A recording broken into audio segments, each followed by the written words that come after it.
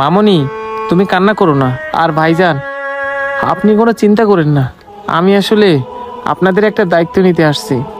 আপনি যদি কিছু মনে না করেন, আপনার মেয়ে মানে সোনার দায়িত্ব আমি নিতে চাই। ভাইজান, আমি কথা দিচ্ছি, আমি ওকে নিজের মেয়ের মতো, মানুষের মতো করে মানুষ করে গড়ে তুলব। আপনি যেভাবে চাইবেন আমি ওকে সেভাবেই মানুষ করে গড়ে তুলব। ভাই গো, আপনারা হইলেন বড়লোক মানুষ, আপনাদের কাছে গরিবের মায়া দেখায় কি হইব? বরং আমাদের মতো গরিব মানুষরা আপনাদের সুন্দর বাড়িঘর নোংরা করে ফেলবো। তার চেয়ে ভালো আমার মেয়ে আমার কাছেই থাকুক। ভাইজান, আপনি এসব কি বলতেছেন? আল্লাহর কাছে কে গরিব কে বড় লোক এগুলো কি খাটে? দেখেন, আমি যেমন মাটির মানুষ, আমার বউটাও তেমনি মাটির মানুষ। আমাদের বিয়ে 7 বছর হয়ে গেছে, কিন্তু এখন পর্যন্ত একটা সন্তানের মুখ দেখি নাই।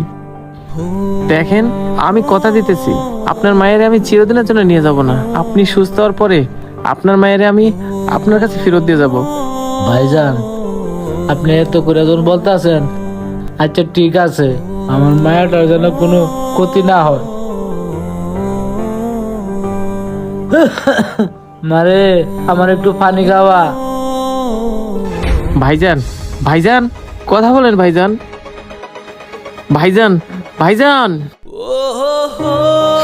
আঙ্কেল কি হয়েছে? আমার বাবা কি ঘুমায় গেছে? আমার বাবা কি এখন পানি খাবে না? মারে, তোর বাবা চিরদিনের জন্য ঘুমায় গেছে। তোর বাবা আর কোনোদিন ঘুম থেকে উঠবে না।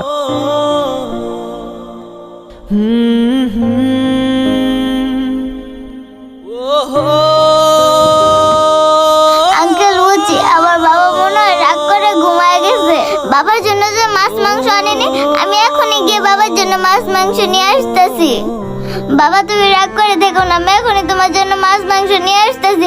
বাবা তুমি উঠো, বাবা উঠো। মা, কাঁদিস না রে মা।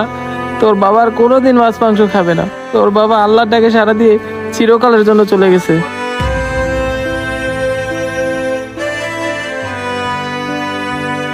মারে, তুই আমার সাথে আয়। না, আমি এখন যাব না। যাই, একটা মৌলবি ডেকে নিয়ে আসি। বাবা উঠো,